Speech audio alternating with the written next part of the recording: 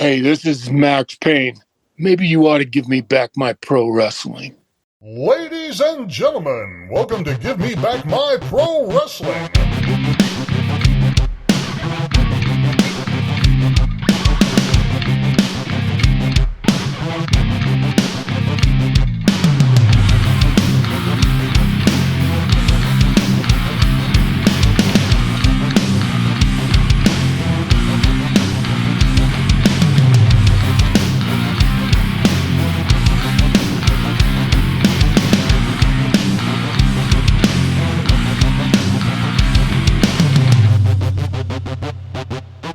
For those who don't know, now you know, baby. This is Hot Rod Biggs, Jarrett, Jimmy Street. We're going to take them to the limit one more time, baby, right here on Give Me Back My Pro Wrestling.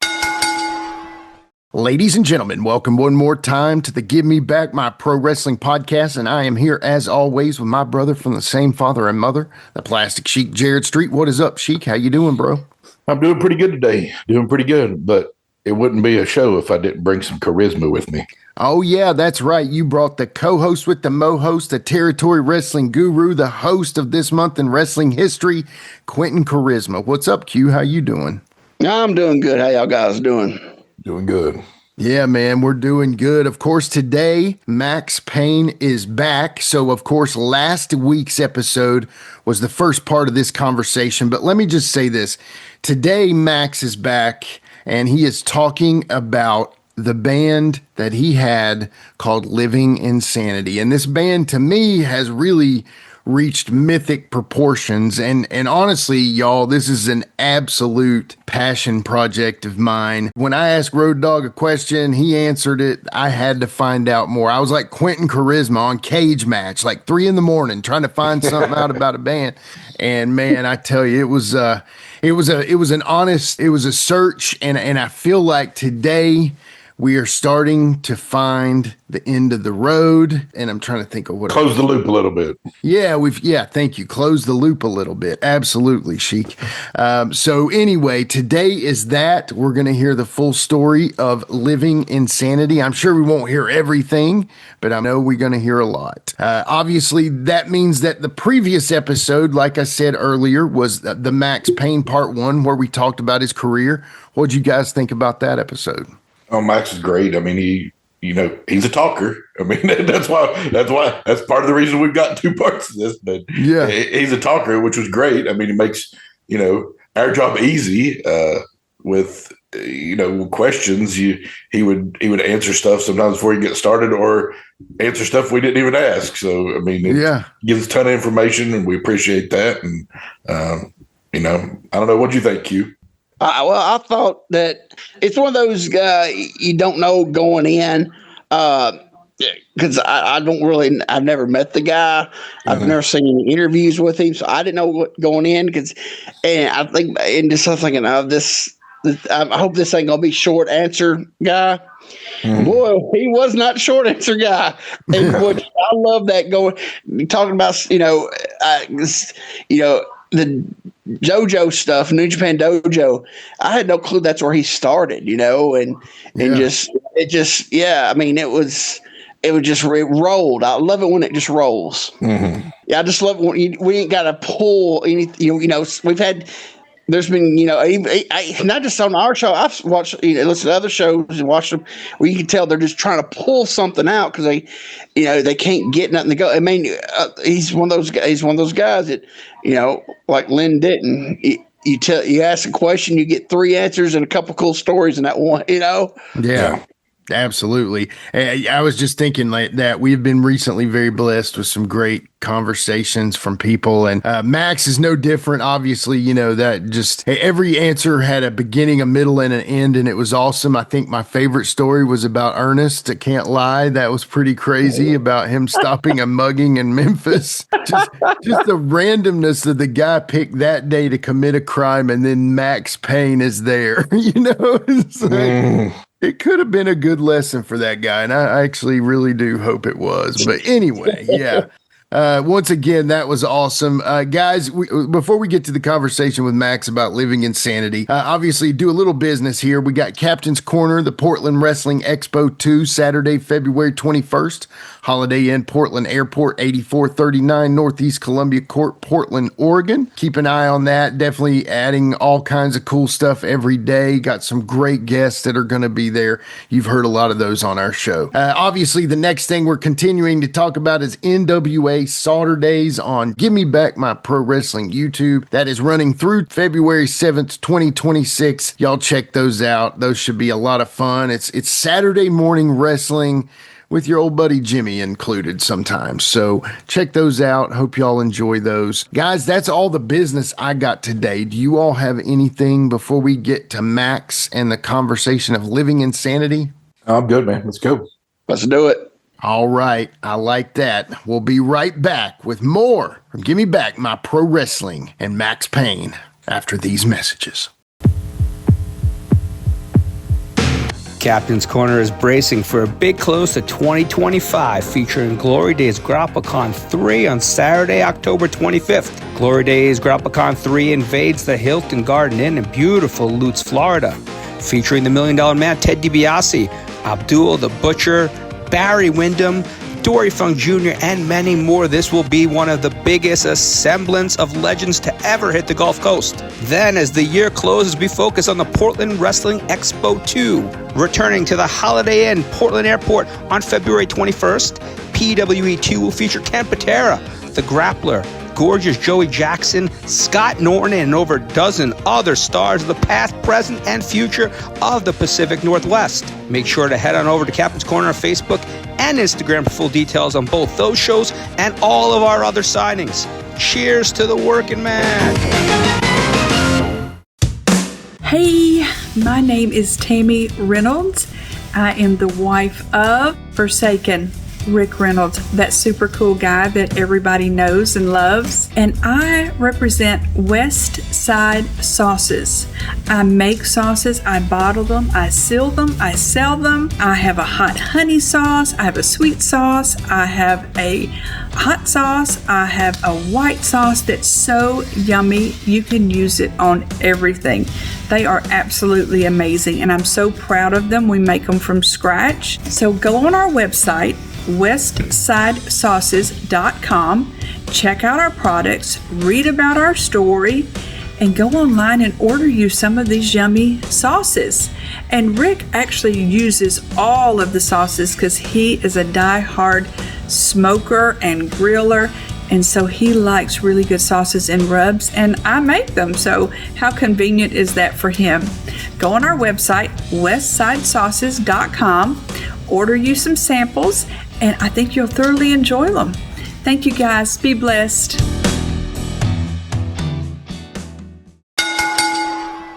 All right, we are back with more from the Give Me Back My Pro Wrestling podcast. And guys, today, this is the show that I've been put on this earth to make. I will say that. That sounds crazy, I know, but here's the deal. All right, back in August of 2022, on the Live and in Color with Wolfie D podcast, episode 56, we had a part one of a conversation with Road Dogg, okay? And so on this episode, we ask him all kinds of cool questions. And in this episode, I asked him a simple question. I said, hey, Road Dogg, do you ever have a band? Did you ever sing for a band? Because obviously we knew that he sang with Jeff Jarrett. All that stuff. And, turns out he did, okay? And so here's the clip from Live and in Color. This is where Road Dogg tells me he sang for a band. Have you ever sang for a band? Yes. I sang for a band called Living Insanity. Okay. And the participants or the band members were myself, Nick Patrick, the referee from WCW, Maxx Payne, a.k.a. Man Mountain Rock. Yeah. Yeah. And two other guys, one called Dr. Squash. We called him Dr. Squash. And then the drummer, his name's Kenny, and I don't remember his last name. Was Dr. Squash a wrestler too? Yes. I think I remember that name. What was it? ICW or something like that, maybe? Yeah, maybe. He was not good at wrestling. Same place that Maxx Payne was, right? Opposite of good at wrestling. But he was really good at like playing keyboards and producing the music and stuff. We actually have the better part of probably 15 songs. Wow. Still there that haven't been put out or anything, that Max and I have reconnected, and he shared those with me. It was incredible, man. So maybe something will pop out of there in the future, maybe. Okay, so that was the beginning of it all with Road Dogg, right? You know, it like led me on a path of trying to find the tree of knowledge and the information as much as I can about Living Insanity. And so with all that, it led us to Shane Morton telling me about a guy named Michael Bear Clare and Dr. Squash. And, you know, I didn't know him, and Shane put us in touch. And so that leads us to interviewing Dr. Squash on episode 61, 2 years later, after I interviewed Road Dogg on the Wolfie Show. 2 years later, we interviewed Dr. Squash on this show. And it was a great interview, a lot of great questions. And, you know, Q, you hooked us up with a lot of those questions, if you remember. Yep. And so y'all should definitely go check that out. That is back in the archives. I highly recommend it. That was a great episode, and Michael's a good dude, and definitely appreciate that. So this is that clip of Squash talking about his side of Living Insanity. So talking more about the music, and I know we brought up Living Insanity earlier, but I do want to retouch on it here. Could we ever, how can we hear some of the Living Insanity stuff, man? How is that? I believe Max, I saw an interview not too long ago. Max had said that he was going to bring it out. I haven't been contacted, and I didn't expect to be at all. Right. But, I would love for the music to be heard, because we put a lot of time in. We were a year in a studio in Atlanta. We lived at the studio, and it was like herding cats trying to get anything done, because, you know, it's the boys. Right. And there was a lot of substance abuse going on while we were trying to get it done. And of course. Yeah. So I was probably the only sober member in the band. Wow. And me and the drummer were pretty much running it. We were trying to get the tracks done. You know, it was hard, but we got a killer album done. And I think, honestly, the standout on the whole thing was Brian. Really? Yeah. Brian's I believe that. Greatest rock singer. I mean, I'm not blowing smoke up his skirt. He's one of the greatest rock singers I ever worked with. I mean, what a voice. I know. I mean, Jeff Jarrett sounds great. Don't get me wrong. But Brian, man, when he, I'm just kidding. We know it was Brian. Yeah. But Brian, I'm telling you, man, him and Brad, I remember sitting with an acoustic guitar, and Sandra Glass was our manager. She managed quite a few of the boys then. Okay. And, you know, Sandra was getting really frustrated with us, because we'd been there, I think, 5 months, and I don't think we had anything done at that point, because they would go. We had a clown room, they called it, and they'd go in there and clown it up, you know. Yeah. And I got a great story for you. You know, Please. Hopefully they won't care, the boys. Sandra had an interview set up with Brian Williams from CNN at her house, right? Newscaster.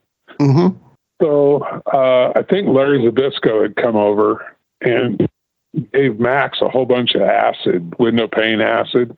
Yeah. Okay. And so the living legend. Yeah, so everybody had gotten there. Yeah, Larry came by. Hey, I got this. You know, it was all on paper. You know, just tiny squares of paper. Sure, I've heard of that before. So it was like, okay, yeah, sure. So we decided, in our infinite wisdom, to do that before we went out to Sanders to do that interview. So of course, yeah, we were working on getting out there, and Brian Williams from CNN had come into the room and shook our hands and said, "Hey, it's going to be a really great interview with you guys. I'm looking forward to doing this." And, you know, it was Brian Williams. We were like, wow, big time, right?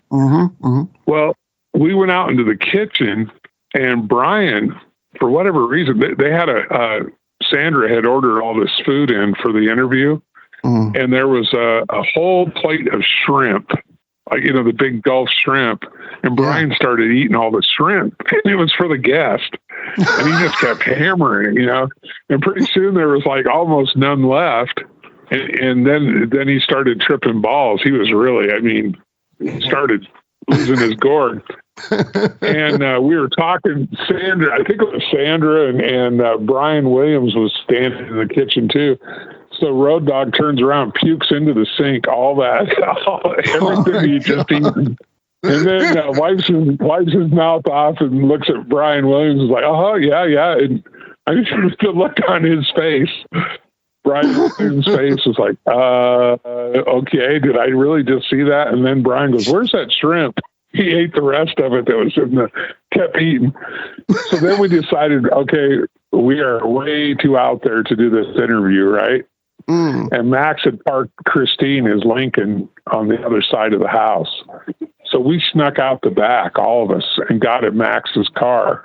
And Max is trying to drive down the lane to get out of there. And I think he was probably going about 5 miles an hour. We were like, slow down, we're all going to die. Oh my God. So then we're driving down the highway after we got out of there. So now we've missed the interview completely. Yeah. Sandra's so mad because we blew it off. There was no way we could have done an interview like that, right? Right. And we're going down the road, and all of a sudden it hits that point in the trip where everyone gets philosophical. You know what I'm talking about? I've heard of that as well. Max goes, I really don't need money. I don't need money for anything. And Brian goes, give me your wallet. And Max pulled his wallet out, handed it to Brian. He threw it out the window on the interstate. Oh my gosh. So then we pull over. We're all out there looking for his wallet. It was the money. He threw all the money out of the wallet. There was, I don't know, it was several $100s, but it was everywhere. Oh man. So yeah, that was kind of the life of that band. Okay. It was just insane, but the music, I remember at the time we went down and went to Warner Music Group, WMG. Yep. Yes, sir. And we went in and played it for them. And they were like, this sounds like Creed. Oh. Because, Brian had that voice. He sounded like the singer from Creed. Okay. So they didn't want to sign us because of how crazy we were. Right. And how crazy the band looked. But they loved the music. And everybody we played it for was very supportive of it. So you think it was kind of grungy a little bit, little grungy, It was a lot like Creed's first album, that really good album. Really heavy, but also melodic. Yeah. Heavy melodic. Yeah, it was very melodic. And of course, Brian had been in war over in Iraq. Right. And so we added some stuff in, to cover that. And there was I don't know, you'd have to get hold of Max and see if he'd let you hear the album, because the album's incredible. Yeah. Just incredible. That's very cool, man. That's my take on it. And I've been in the music business a while. I can tell you if it was drizzling shits, I'd tell you it was that, but it really was good. Now, did you play good record? Were you bass in that, or were you guitar? What would you? Yeah, I'm mainly a guitar player, but in that band, I played bass. Max played lead. Nick Patrick played rhythm. Great. Nick's solid, man. Yeah, I believe it. Yeah. Joe Hamilton, he's a great guy too, on top of everything else. Except for his slow 3 count, he's good. No, I'm just kidding. But yeah, a little stiff on the 3 count, but he's a great guy, and we're still really, really close. That's awesome. And I love Nick, and I love Brian too. I haven't talked to Brian in years, but I laughed so hard when I saw that interview. Yeah. And, every bit of it is the truth. What he said, he's right. You Man, you can't argue with it. No doubt, no doubt. And I mean, you know, he was, I was just, it was a random question. I had never heard of Living Insanity. But I just wanted to know because he was such a good singer that I was like, man, have you ever been in a band? And then that's when I first heard of you, Dr. Squash. And so Wolfie's like, yeah, I know who that is. Dr. Squash, local wrestler. I know who that is. And yeah, it was like that. So, and then he did say, yeah, the opposite of good. And that was pretty funny, but which was hilarious. Yeah. I still laugh every time I think about it. So for me, I don't take stuff like that personal. Yeah. I just laugh because it was the character, you know. I mean, that's what the character's job was, to be a bumbling heel, you know. And I think I managed to do that pretty good. People hated me. So yeah, was this around the late 90s? Is this the late 90s, early 2000s? Is that kind of when this happened? No, this was 1993 when we did that record. Wow. Okay. Gotcha. Okay. We're back in 93 and it was really ahead of its time. Sounds like it, man. Yeah. There was some stuff on there that sounded like Pink Floyd. There was a lot of influence there. Great, man. You know, Max played his ass off. Max is actually a very good musician. He doesn't get enough credit for that. Yeah. He's a fine guitar player. Great writer. He's one of the most creative human beings I've ever known. Yeah. Fantastic writing and playing, and movie maker too. His movie I don't think's ever been seen. All the behind the scenes stuff with the guys that, like Louis Spicoli that died. Yeah. He shot a video on that tour that they never released. Yeah. Okay. So many of the guys are dead now, from somas and all that stuff. Took a lot of good ones out, man. Well, it did. Some of them terrible. Horrible. So did you ever get to play that WWF guitar? Of Max's? Mm-hmm. Yeah. The one he had? No, I didn't. That was after the band had already split up and everybody went their way. Oh, gotcha. I just went back to playing. Actually, I went back to Idaho and worked with Bruce Willis. Very cool. I was cool. working with Bruce and Steve Miller after that. Very cool. That was for Mick. Mick did a Jimmy Kimmel show with Steve Miller.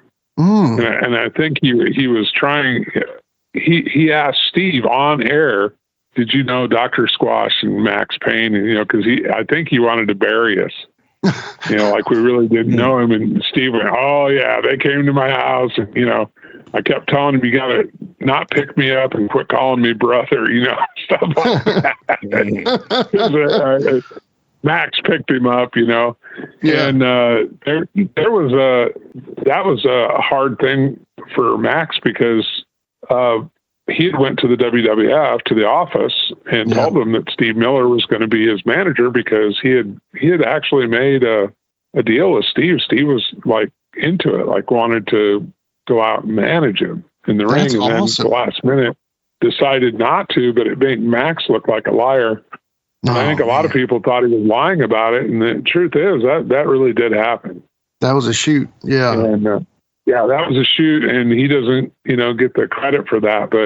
And Steve, I think, just thought better of it, Yeah. I think he was all excited about it, and then just thought, I better not do that. Man, he could have come out. Who knows what'll happen? Man, he could have managed Spellbinder and done Abracadabra as the entrance song, man. It would have been amazing, wouldn't it? But Steve really kind of liked the wrestling thing. He just loved that whole thing. He thought it was funny. That's awesome. But he's a musician at the end of the day, and that's what he does best. Okay, so now we're back from that. And so now, as you've heard, both of them told us we needed to get the rest of the story from Maxx Payne. So that's exactly what we did. Here's the remainder of last week's interview and the full story of Living Insanity, the very first wrestling rock band. Straight from the horse's mouth, Maxx Payne. Y'all enjoy.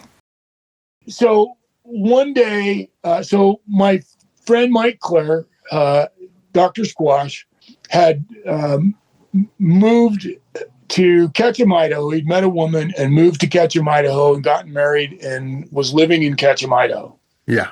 And one day he was at a 7-Eleven in Ketchum, and he met Steve Miller and just started talking to him. But they didn't talk about anything other than, hey, how you doing? You're Steve Miller, blah, blah, blah.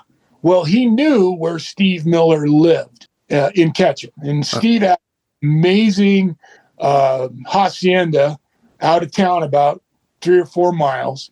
And he built his own custom studio, which in the end you'll find out I was privy to go into his custom studio. Oh. And he was living on the outskirts of town. So when I left the WCW, I had this vision and dream that I was to write this album, this music album. Okay. And so I started writing. I cashed in all my airline tickets, and the WCW contract I had totaled about $35,000. And wow. I brought together what was going to be the world's first wrestling band, the legitimate singing, playing wrestling band, because I'd already started writing songs. And so I had this friend that I told you about earlier that was a drummer friend of mine who I grew up with from the time I knew him since I was in 4th grade. He was a drummer his whole life. His father was a drummer. His brother was a drummer. He was a fantastic drummer, still is to this day. Like I said, plays in this Led Zeppelin cover band called No Quarter. Believe it or not, Nick Patrick, referee, WCW and WWF, rhythm guitar player and excellent guitar player. Nick and I already forged a massive friendship in WCW. We practiced the guitar on the road. Sting had bought him a G3T and a Zoom 9000, the exact same rig I had. And Nick and I palled together the entire time I was in the WCW with him. And every place we went, we took our guitars and we jammed. Yeah. We just played the guitars everywhere we went together. And everybody behind the scenes knew it. Sting actually bought Nick a rig. That's awesome. To say thanks to Nick for his refereeing. Yeah. We bought him this G3T and the Zoom 9000. So Nick and I had the exact same thing. So Nick was going to be the rhythm player. Dr. Squash, I invited him. He was on the road in Minnesota. I invited him to Atlanta. Okay. And I found this agent through Johnny B. Bad. Her name was Sandra Glass.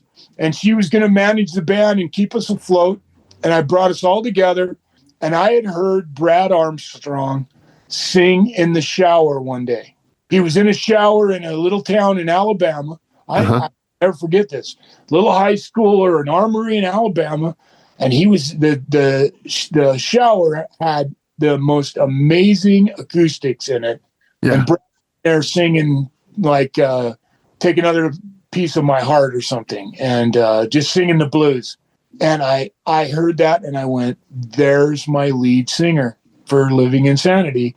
This band that I'd always wanted to create, and I'm not kidding you when I tell you, the idea for this band started when I was a child, literally, because I was born and raised in a mental hospital by a mother who worked as the head attendant of the geriatric unit of the Utah State Mental Hospital from the time I was born until I was 15 years old. And I spent literally most of my summers and all of my holidays dealing with the mentally ill and working with my mother at the state hospital. Okay. 15 years old. And I came up with this idea for a band called Living Insanity. And the reason that the name Living Insanity came to fruition is because this question was presented to me one day by myself when I discovered that this guy that I had befriended, my mother kept an eye on us, and we played pool all the time. And I finally had the courage. I was like 8 years old, and I asked her why he was in there. And he was in there because he had raped his 5-year-old grandson, and he was in the mental hospital. And I came up with the concept, Living Insanity. Is it 3 words or is it 2 words? Oh, I see. That's where it came from. Okay. So I always wanted, and so if you read, like, even the article when I was introduced into the WCW, I actually talk about that. And it's funny because, like, I remember Linda Ruffo was the photographer and the reporter at the time, and she's the one that interviewed me. And when we got done, I remember her saying to me, you know, you're the first wrestler I've ever interviewed that their gimmick was a shoot. And I said, yeah, this is who I am, man, at my core. Right. You know, it's just, I grew up with Black Sabbath and Kiss and Alice Cooper, and it's no wonder why I loved, you know, all those incredible characters. So now back to, I put this band together in Atlanta, and we start writing this album. And this album, I'm to this day, I'm incredibly proud of it. Nobody's heard it. I know, it's killing me. But the great part about it is you know, the truth is prophetically, it's never been the right time until now, and now the timing is right. It's going to come out. So we're in Atlanta. Mick Foley is like one of our biggest fans. He came, so I built a studio in Jonesboro, Georgia. Okay. And I bought what was called at the time, I bought the first digital studio called an Alesis Dream Studio. Right.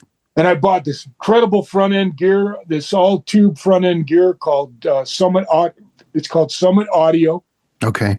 Bought a 2-channel compressor, 2 tube leveling amplifiers, their TPA, which is their tube microphone preamplifier, and I bought a Neumann TLM 170, KSM 84s, and all of the other microphones to go with recording the drum kit as well.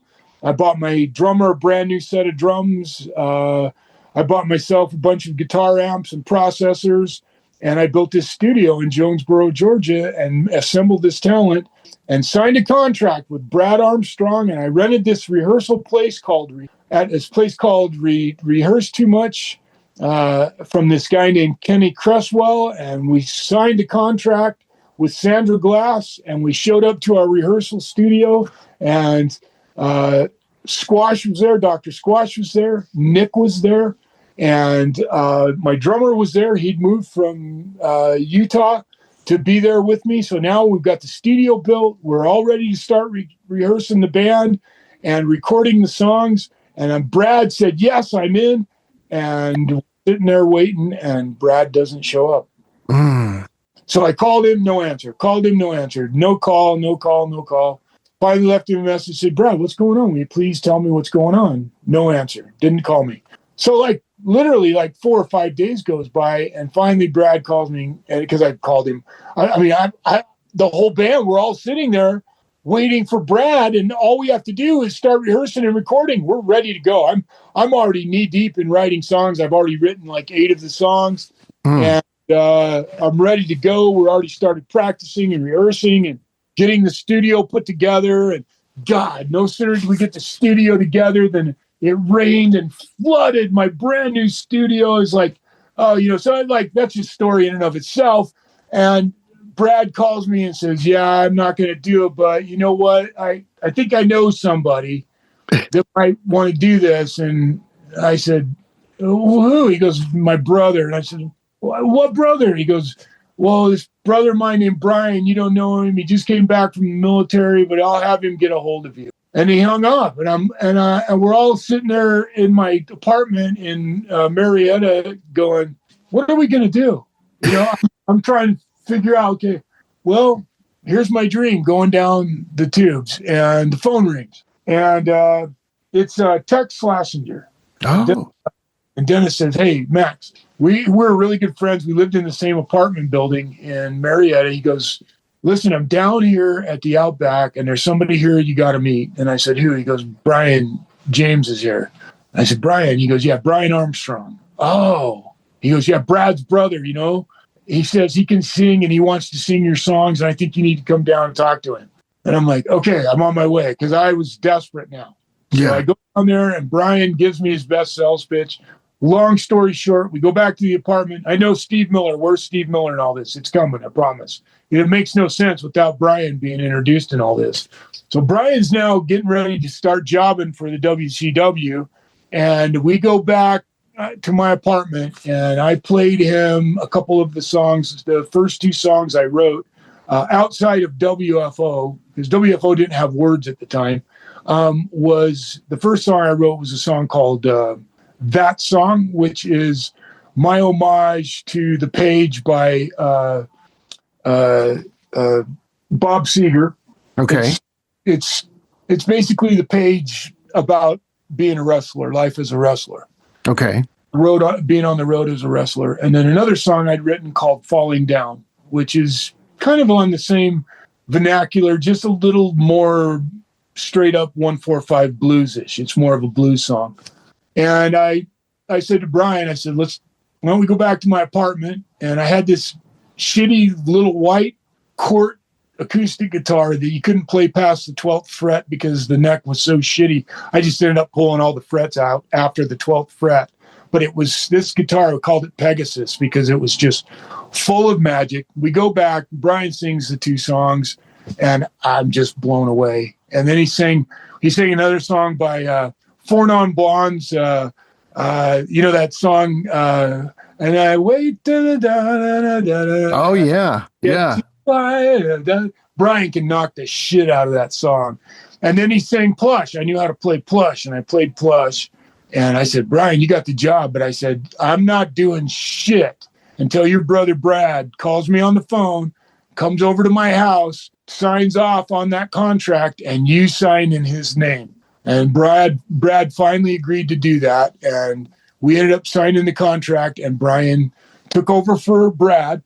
And now we start recording songs. So one day we get the songs recorded in demo mode, and Mike Clare flies back to Ketchum.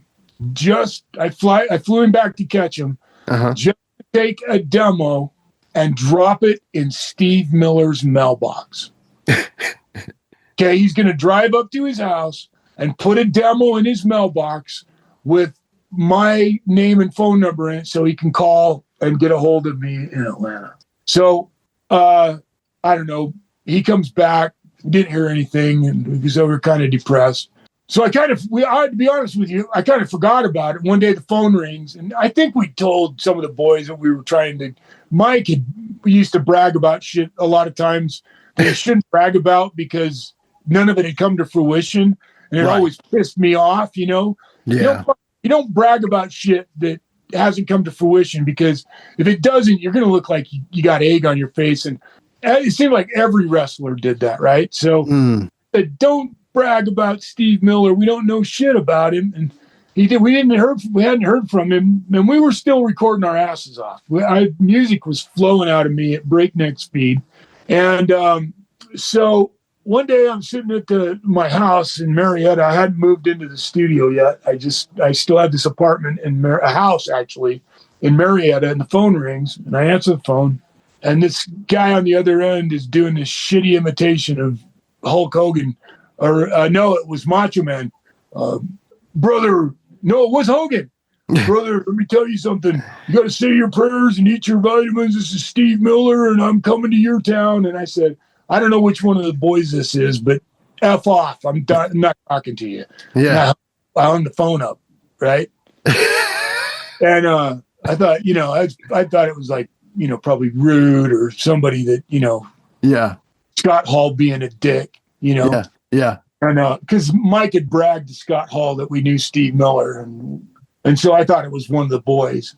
The phone rings immediately, and the guy on the other end isn't making fun of a wrestling voice. Now he goes, Max, please don't hang up. It's Steve Miller. This is really Steve Miller. I go, oh my God, dude, I'm so sorry. He goes, no, I get it. I understand why. He goes, but listen, I listened to your tape, and I really want to talk to you. Will you fly to Idaho and meet with me? And I'm like, well, hold on, let me think. Yeah. We'll be right back with more Give Me Back My Pro Wrestling.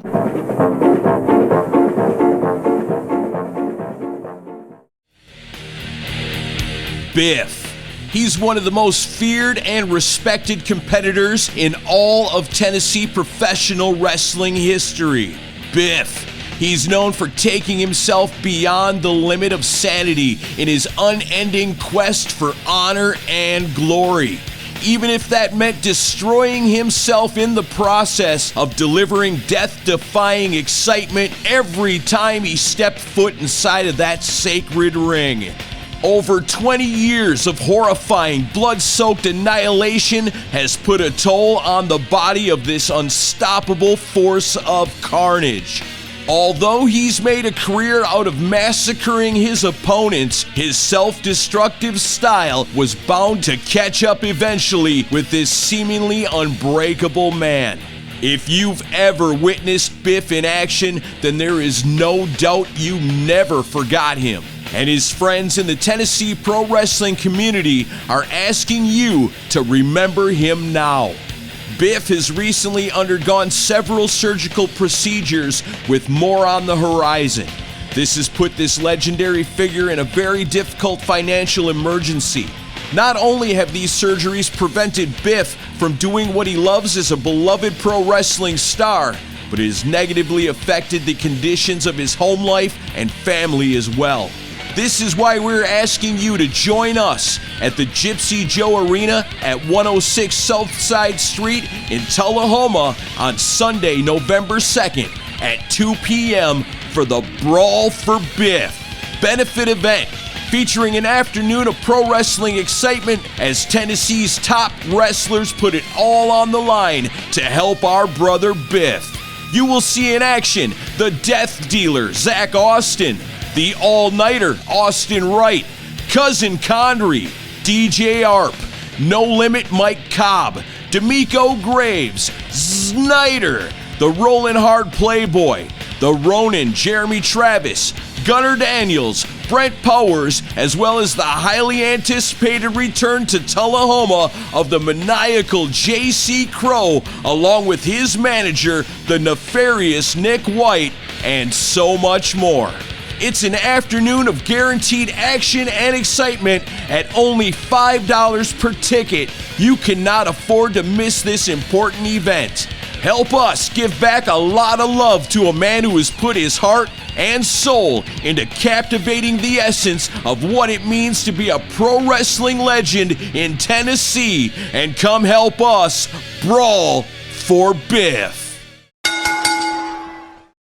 Mike and I, our manager bought us tickets, and we flew to Boise, and then drove to Ketchum, and went to see Steve. And Steve proceeds to tell us that he always had wanted to be a wrestler.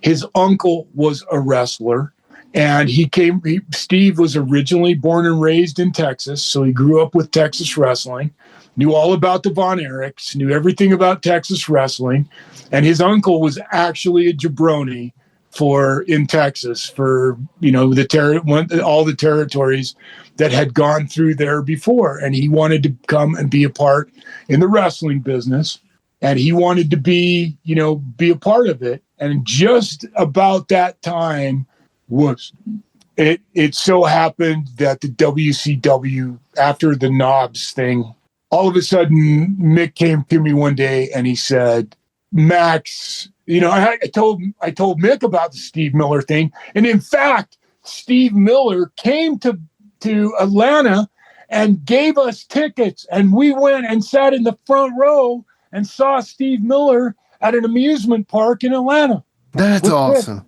With Nick and I and Squash. And I don't know if Nick was there, but I know Brian was there. And we all went and saw Steve, and we all met Steve. And Steve, he said, man, I'd really like to be a part of the wrestling business somehow. And I said, and right then I got fired because of the whole Knobs and Sag thing. Yeah. Oh, it wasn't depressing because it actually heaved momentum onto everything that was going on, because that day Rude had heard they fired me, and Rude was so pissed. He came over that day, got on the phone with Vince, and handed me the phone with Vince on the other end of it. Oh, dude, that's awesome. So Vince flew me to New York and said, Max, I know what you want to do. How do you want to do this? He goes, here's what I know about you. Let's get you to New York. Let's get you up here. But what else do you want to do? And I said, Vince, in order for you to understand me, you need to fly me and Brian here, and you need to hear Brian sing some of our songs, and you need to hear Brian sing, because you need to get Brian started, in the WWF so that we can get Steve Miller involved. And he goes, Steve Miller, you mean the rock star Steve Miller? And I said, yes, Steve Miller wants to be a part of what I'm doing. He wants to do this. And he wants to be my manager somehow in the wrestling business. And Vince said, are you serious? And I said, yes. and so he said, okay, so now I go back home and I said to Brian, pack your bags, young man. And he goes, what do you mean? I go, you're going to New York with me. We're going to sing for Vince. And Brian, as you can imagine, he'd just barely been in WCW doing jobs for 2 months. Right. Now going to New York with me. So we fly to New York and we're at a high school. This is when the business was at its worst in New York. Hogan had just gone on Arsenio and lied about doing steroids, and everybody turned their back on him because when push came to shove, he wouldn't testify against Vince, and all that shit went down, the whole steroid issue of the mid-90s. And so the business was, they couldn't fill a high school gymnasium for Monday Night Raw.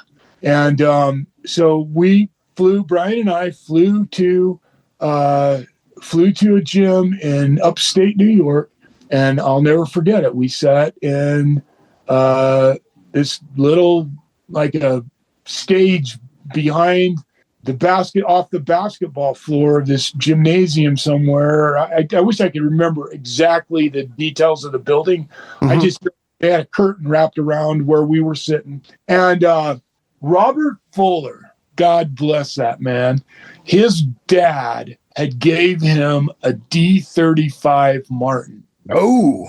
And so I asked Robert if I could take the D35 for Good Luck With Me, because we'd recorded the album. In fact, Living Insanity was recorded with that D35. That is awesome. Oh, it was sick, dude. That guitar, I bet you today, is worth $10,000. Probably, yeah. It was immaculate. It was pristine, because Robert never played it, and we played the hell out of it on Living Insanity. So Robert agrees, and we take the Martin with us, and we sat in front of Vince. Brian and I sat in front of Vince, and we played 3 songs. I believe we played Plush, we played that song, and we played Falling Down, I believe. Okay. We just went one right after another. We didn't pause or anything. And when we finished, Vince looked us both in the eyes and said, okay, Max, I'm ready to do this. Where do we start? And he said, get Brian going immediately. We'll start creating the angles. Let's prepare for getting Steve Miller on board. Steve Miller's going to come on board. He wants to be my manager, and we'll do everything. And so the whole storyline was this, that they were going to record the song Be My Baby Tonight. Jeff Jarrett was going to do you guys know this story? Does anybody know this story? Well, not fully, I guess. I mean, it sounds like we know some of it, but not the... Well, we just know that Jeff was coming in as a country singer, and then Road Dogg is actually the singer. I know that storyline, but okay. So the reason for that is that I was going to come in with Steve Miller as my attorney / manager, and we were going to call Jeff Jarrett out for lip syncing and Brian singing "Be My Baby Tonight," and then Brian was going to turn on Jeff. And then we were going to do Living Insanity. I believe it was WrestleMania 11 at WrestleMania 11 in Hartford, Connecticut. And Steve was going to be my attorney. He was going to support the whole thing. And that's what was going to happen. Man. So now it starts to happen. As you know, Jeff decides he's not going to do that. And Jeff and Brian, besides Brian was abusing substances so horribly in the WWF that he couldn't stay straight. He lost his job 2 or 3 times for substance abuse in the WWF. And then Jeff refused to want to be a part of the gimmick. So they both quit and walked away from the WWF because of this. And then we were still going to try and pull it off. And J.J. Dillon calls me on the phone. I'm in a hotel in New Jersey. I'll never forget this. And I was literally dying. I got a Campylobacter. I went with Yokozuna to this greasy, dirty, horrible buffet in Montreal, Canada, that he claimed was the best buffet in the world. And I got Campylobacter, and I could shit through the eye of a needle at 50 paces. Wow. Man, I was deathly ill. I literally had the health department call me and ask me where I got it. That's how serious the stomach disease I had was. The Utah State Health Department called me when they found out I had a Campylobacter because they wanted to know where I got it. That's how dangerous this thing was. So I'm literally dying in this hotel, and JJ calls me on the phone. He says, "Okay, Daryl, Vince is ready to get a hold of Steve Miller, and let's get a hold of Steve Miller. It's time to do this." And now remember, Mick has dismissed me and left me. I don't know why. He just came to me one day and said, "Max, I'm going to change direction." He actually said to me, "I don't think you're motivated enough to be my partner, and I'm going to switch directions, and I'm going to go with Kevin Sullivan." And I got to tell you, that was my first heartbreak. That crushed me because I freaking loved Mick Foley. And to this day, I still love Mick, and I carry no animosity towards Mick. I don't. I love him dearly, and I hope that maybe someday he and I haven't spoke to him other than you'll hear this story in about 5 minutes. So now that's all falling apart.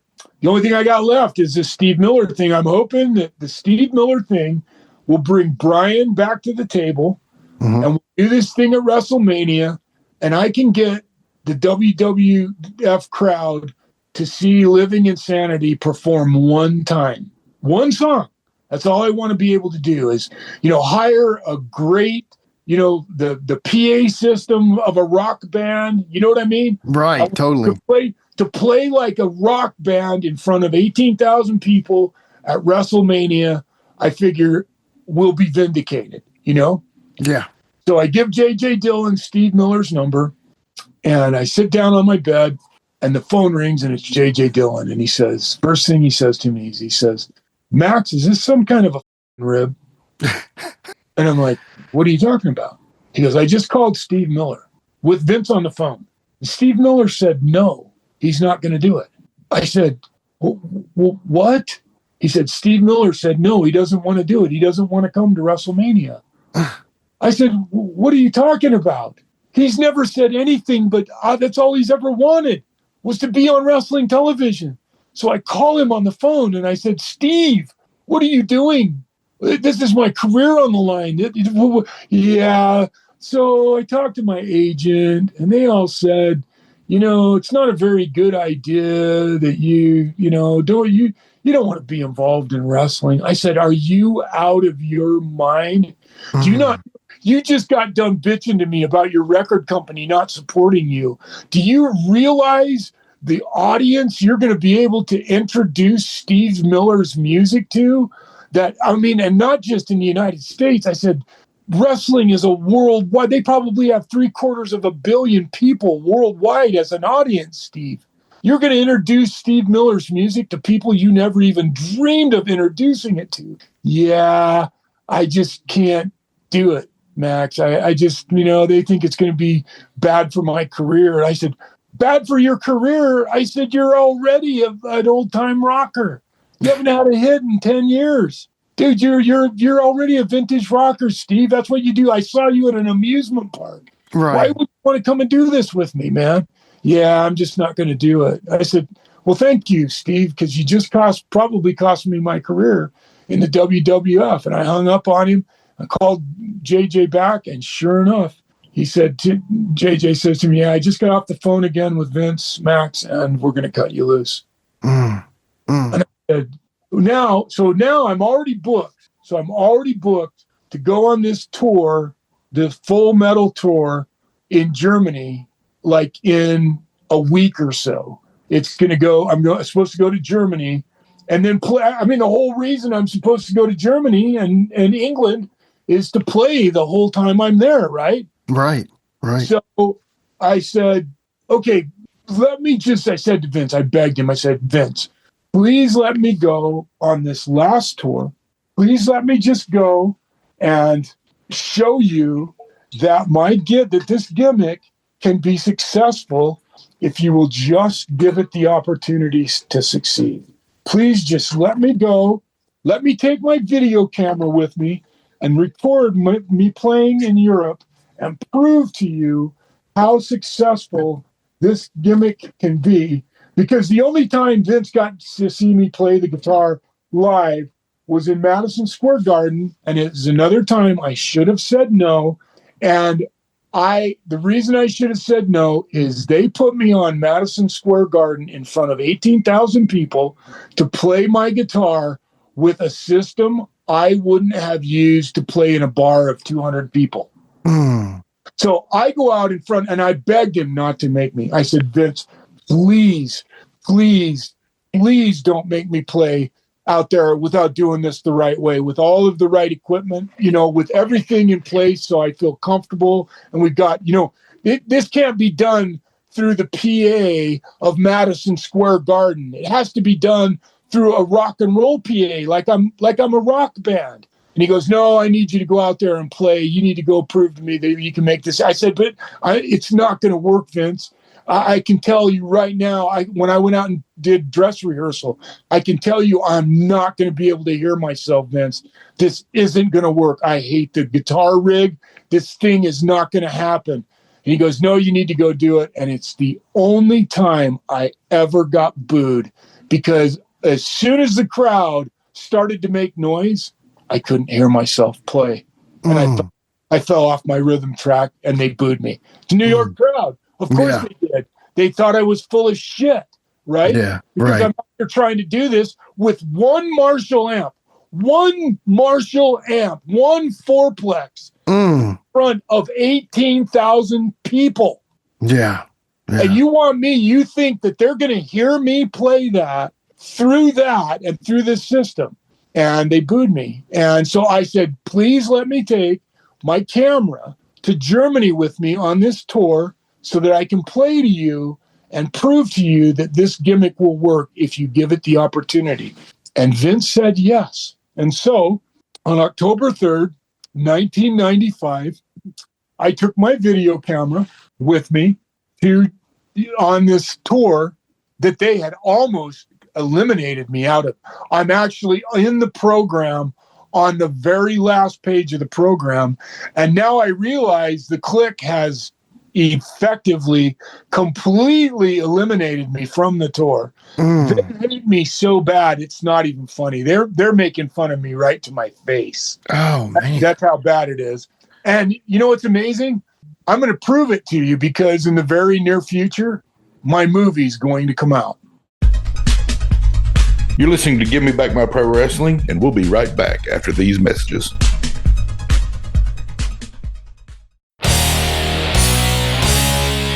The flames of action ignite once again as CHW Pro Wrestling brings the heat to Robertson County. Born from the smoke of Tennessee's dark-fired legacy comes a night of power, pride, and punishment where champions will rise, rivals will burn, and only the strong will survive. Saturday, November 8th, at the Springfield National Guard Armory. Get ready for dark fire domination. CHW heavyweight champion, the all-nighter Austin Wright, defends his title against his arch-rival Zach Austin in a brutal last man standing match. Love and hate collide as AJ Hall fights for his family's honor when he faces Big David in a first time ever Leave My Mama Alone match.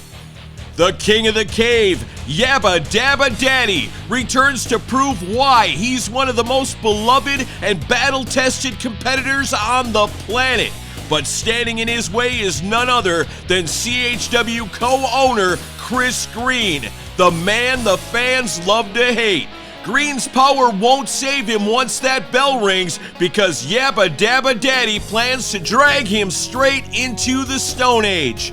Also in action, the Wild Wolves, Stephen Green, Chris Echoes, Zeb Merritt, Jason Xavier, JC Crow, and a whole lot more. Saturday, November 8th, at the Springfield National Guard Armory. Doors open at 5. Sponsored by Y'all's Electric, Fondant 12, Mama D's, Dapper Fades, Euro Cafe, and the Give Me Back My Pro Wrestling podcast.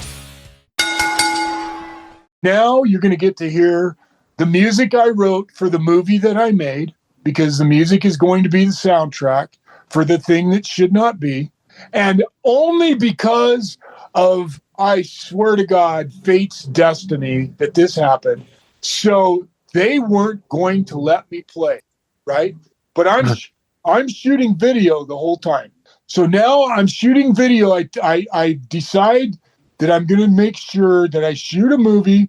And the reason I wanted to shoot this video was to prove to Vince that I'm going to have video to prove to Vince once and for all that this is a legit gimmick, that given the opportunity, I can succeed doing this gimmick. You know, that I can be this musician level wrestler. Because really what I wanted to be was, I wanted to be the Jim Johnston, but I wanted to be the legit Jim Johnston. I wanted to be the only wrestler I wanted to be the Paul Schaefer of the wrestling business. Okay, yeah. I wanted to go out and play music at WrestleManias, and then eventually, yes, get my ass in good shape again, because I had double inguinal hernia surgery in the middle of my stint in WWF. I was in trouble physically.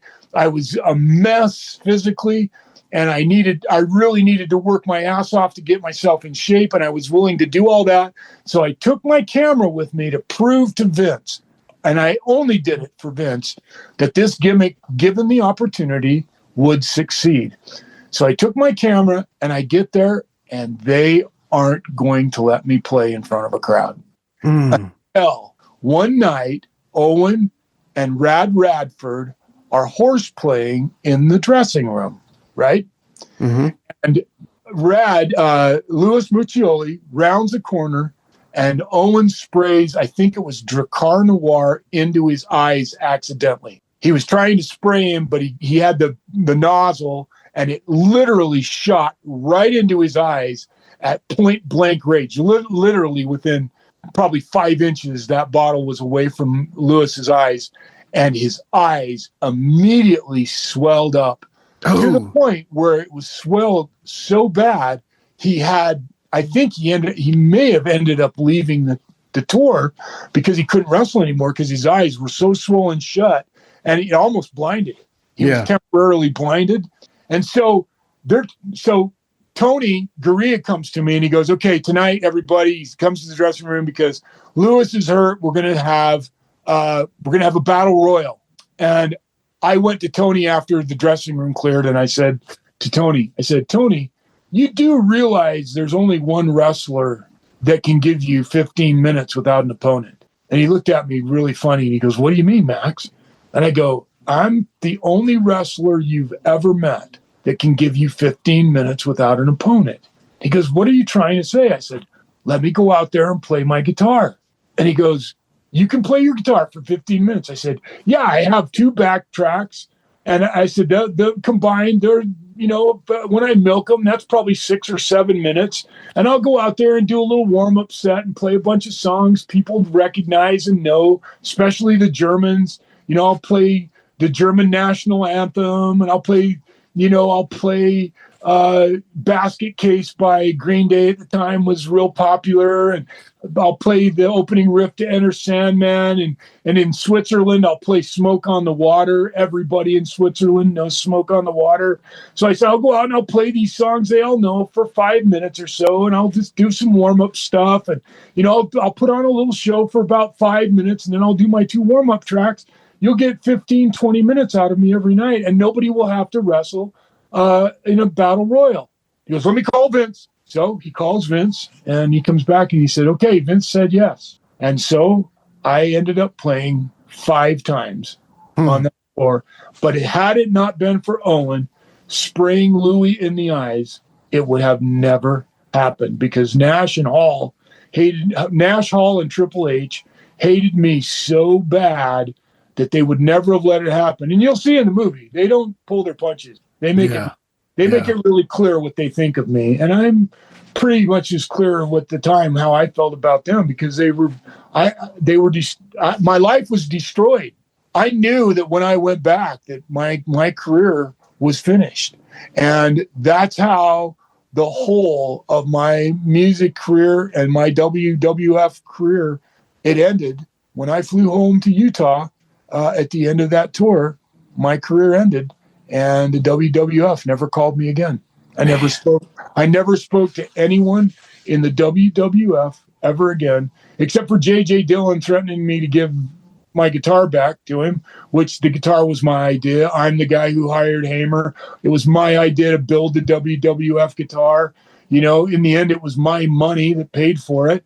So I never believed it was their guitar, because everything about it was my idea. And the irony of it all now, even though I don't have it, I'm sure they have it. I'm almost 100% certain they've got it locked in a vault somewhere. Yeah. They can't display it publicly either. Nobody can ever display the guitar publicly. Right. If I did have it, I would probably have painted over it and butchered it up so that I could play it publicly and laugh about it. Yeah, right. To me, that would have been the ultimate rib if I would have kept it. I'm glad I sold it, because if the WWF doesn't have it and somebody else has it, more power to them. But they can never display it publicly, right? So, because it's copyright infringement. So trademark infringement. So. There you have it. There's the whole story of Steve Miller. Now, in 2005, I'm sitting at my house and the phone rings. I'm in Orem, Utah. The last of my children, my youngest daughter, is probably more than a year, a couple of years away from graduating from high school. And she steps out the back door and she says, "Dad, Mick Foley's on the phone." And I said, "I haven't spoke to Mick since I left. Since I smashed a guitar over Sags' or Knob's head in the last time I appeared with Mick at a wrestling match in the WCW. There's a one of the pay-per-views where my last moment in the sun was smashing a guitar over one of the Nasty Boys, and that was the last time I'd spoke to Mick. And so I said, Dara, I'm like, "What? Mick?" She goes, "Yeah, Dad, Mick's on the phone." I'm like, "All right." So I go to the phone and Mick says, "Max, Mick." I said, "Mick, oh my God, it's so good to talk to you." He goes, "Max, I just need you to shut up and listen to me for a minute." And I'm going, "Well, God, Mick, can we just, can I at least ask how your wife and kids are?" And he said, "They're all great. But I'm calling for a very distinct reason, and I need you to just really listen to me, because I have a lot to say." And I said, "Okay, Mick, floor's yours, brother." He says, "You don't know this, Max, but the reason that I departed from you is because I thought you were a liar." And I said, "A liar? About what?" And he said, "About, when we were in the studio and you were telling the story about Steve Miller coming on board to be your manager and all that stuff." He goes, I was so tired of being lied to by other wrestlers, Max, that I just knew you were a liar, and I couldn't stand it anymore. And I didn't want anything to do with you at that point in my life." And he said, I wasn't going to confront you about it. I just wanted away from you. That's all there is to it. And I said, "Wow, I'm sorry to hear that." He goes, "I'm not done yet." He goes, "So you don't know this, but the last couple of weeks, I've been co-hosting the Jimmy Kimmel show." And I said, "Yeah." I said, I didn't know that. I don't watch Jimmy Kimmel, but how's that been going?" He goes, "It's been going great, but that's not the reason I'm telling you that." He said, "Since I'm co-hosting," he goes, "every night we have guests on the show." I said, "Oh, really?" He goes, "Yeah." And he goes, "You'll never guess who was going to be one of our guests on the show." And I said, "Let me just take a wild guess here. Steve Miller?" He said, "Yeah, Steve Miller is going to be the guest rocker for the night on the show." And he said, "Max, I was so angry with you. I was bound and determined to expose the liar that you were on national television. And so I was bound and determined to ask Steve Miller whether he knew you and whether the story you had told me on national television was true or not. He said, could not wait to expose you for the liar you were, and I was going to send you a videotape to prove to you that I knew you were a liar. I said, well, how'd that work out for you, Mick? And he said, well, it didn't work out very good, because not only did Steve Miller get on Jimmy Kimmel and tell the story, he actually said that you made an album that you dropped in his mailbox that was the album, the next Pink Floyd album, or the next album Pink Floyd should have made. And I said, really? Steve said that? And he goes, yeah. He goes, and because of that, I've sent you, I'm calling to get your address, because I'm going to send you the tape in the mail, and I want you to see it. And I'm going to post that interview. It's going to start wafting out into the public, and maybe I'll even send you a link to it. Thank you. Yeah. So appreciate it. But so Steve Miller goes on Jimmy Kimmel and tells the exact story that I just told you about coming to the WWF, and then in the end refusing to do it. And it's so funny because Kimmel keeps trying to take the piss out of it, and Steve Miller won't let him. Yeah. Steve Miller keeps going, no, it was good. I can imagine what this record sounded like. And that's when Steve Miller goes, no, it was amazing. The music was absolutely amazing. And I don't want to build my music up like that. I hate that. So I don't want to do that, because, no music's for everybody. Right. I do think, and I do believe in my music, and I think there are some really great songs, and especially if you're a wrestler or a wrestling fan, because there has never been a song or never been music that sings so directly to the heart of what a wrestler feels like when he does the road. And so that's the part of my music that I'm the proudest of. Dude, totally. Yeah. It was intended to be a voice for voices that at the time, could never be exposed. Well, now, 30 years later, this year, that's why the timing is so perfect for the thing that should not be to come out, is because the WWF just released Unreal and did exactly what I did 30 years ago. Yeah. That's awesome, dude. Oh my God. So now in the next, I don't know the exact time frame yet. I'd love to come back on your show after it comes out, and you guys get a chance to see it and hear the music. Promise. I'm going to be doing follow-up interviews and stuff, but there is the story of Living Insanity. And I think now more than ever, 3 words than 2 seems more appropriate than it ever has sounded, right? Amen. I totally agree. Oh my gosh, Max, this is amazing. I mean, this is literally the story I've wanted the answer to forever, since 3 years ago when I asked Road Dogg on another podcast, and it is engulfed me. So first of all, thank you so much for coming on and telling your incredible story and talking about Quinton's favorite, the IWA, but also talking all about Living Insanity. And I would say putting the final word on it, so. It's funny. I've always wondered, Brian, I used to say this to Brian all the time. I've always wondered to myself, Brian, why are you not more proud of what you did in this? His voice is amazing. His writing contribution in his voice and the things that he contributed to this is amazing. One of the songs he wrote the lyrics for, and that it's called Bombshells of Sin, that he wrote because he'd just come back from the Gulf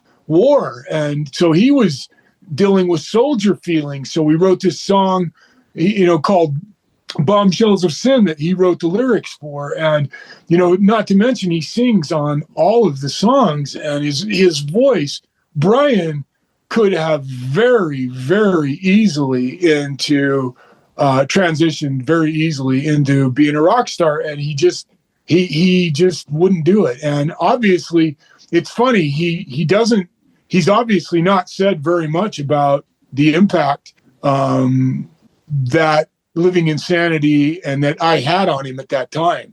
I know he doesn't talk about going to New York with me. I don't think he's ever told anybody that he and I went to New York together and sat down in front of Vince and played music. And that's how he got his gig in New York, was because Vince was that was the whole intention behind Be My Baby Tonight, to expose it for Steve Miller to come on board in the WWF.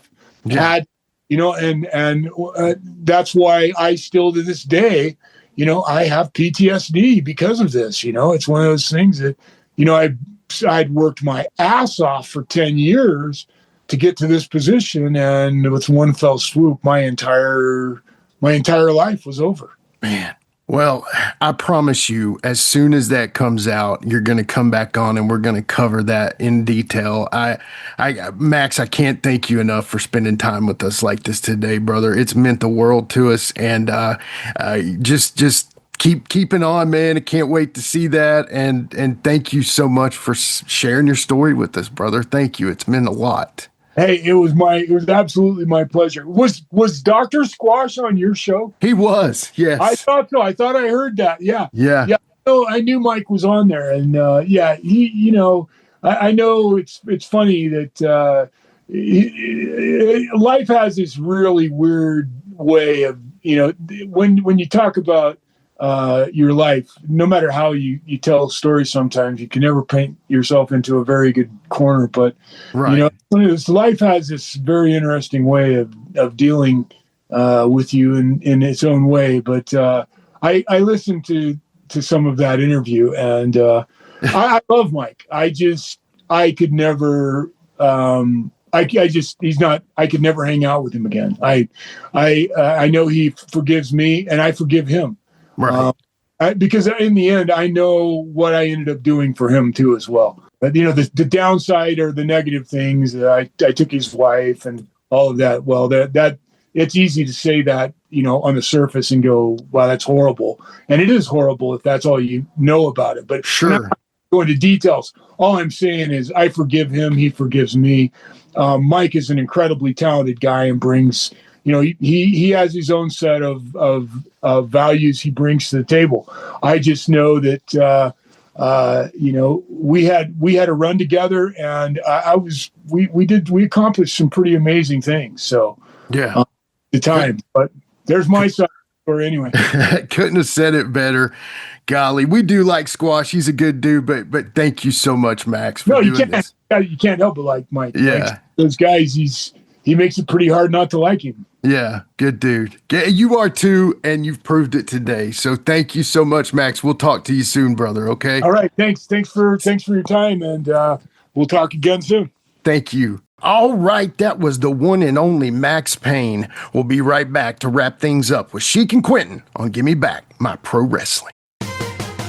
Relive the glory days of Memphis wrestling with the Retro Wrestling Review USWA podcast. Each week, we go back in time to review USWA Championship Wrestling from the 1990s, episode by episode. Join us for watch-alongs, behind-the-scenes stories, and exclusive interviews with people who were there and lived it. Whether you grew up watching it or you're discovering it for the first time, this podcast is your ringside seat to Memphis wrestling history. It's all a part of the WrestleCopia Podcast Network. Listen now at USWApodcast.com. Hi, this is Mike Needham, host of the Reckless Abandon Podcast with Mike Needham.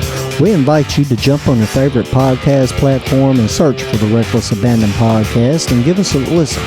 I'm sometimes joined by a part-time podcaster, part-time co-host, and full-time wife, Tiffany Nicole. We talk wrestling, we talk pop culture, we talk local events, local happenings in West Tennessee, and a ton of other stuff. But be sure to check out the Reckless Abandon Podcast. Find us on Facebook. Also, look up the Microgroup Podcasting family on Facebook and see some of our other podcasts we have out there. Until next time, make good choices, and always remember, no dollar, no dice.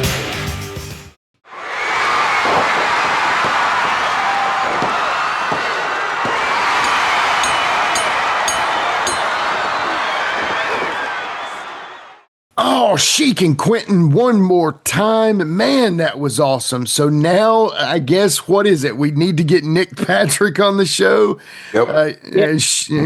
Sheik, I know we have some stuff to clear up with him anyway, 97 Starcade. Yeah. So anyway, yeah. So we got to get Nick on to complete the loop on that one. One thing I want everybody to keep in mind on this. So now that the interview is over with Max and the conversation about living insanity is over, one thing that I would like everyone to keep in mind is this episode was at the end of a marathon 3-hour interview. Okay. So further questions and follow up that we would normally do and you might have come to expect from Give Me Back My Pro Wrestling and just the questions that we coulda, shoulda, woulda asked, let's just say those will be included in part 3. I mean, literally we're loaded for bear with questions with Max.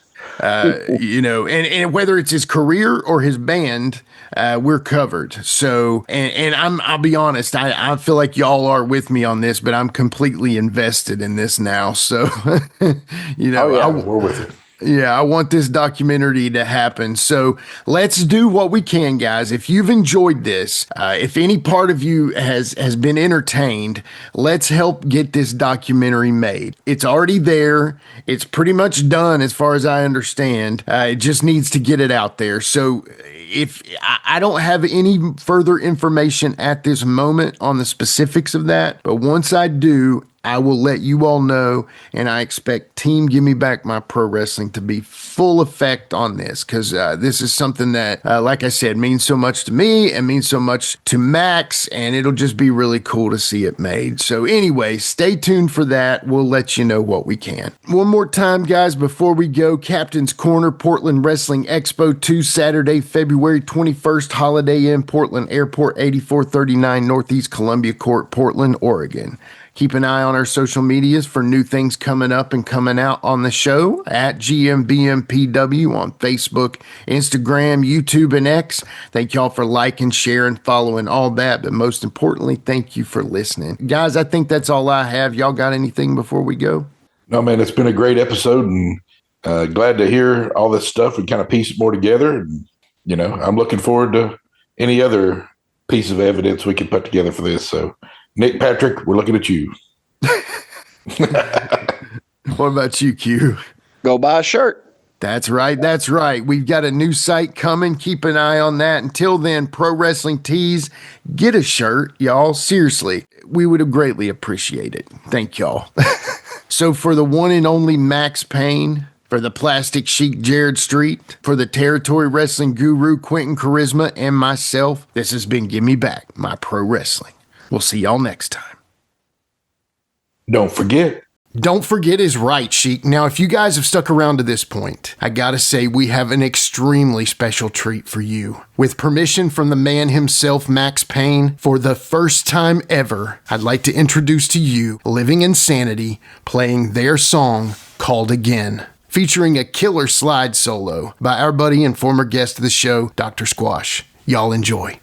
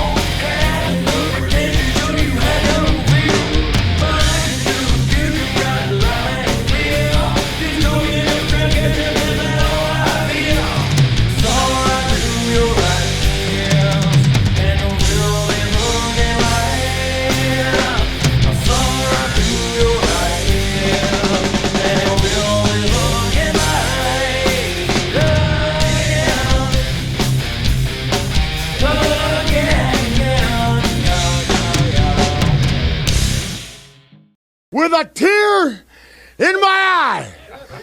This is the greatest moment in my life.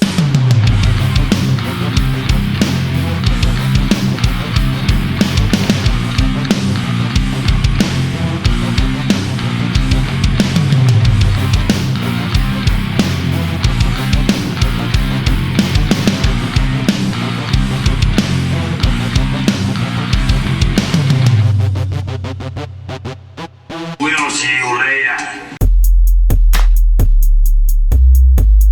This has been a James Rock Street production.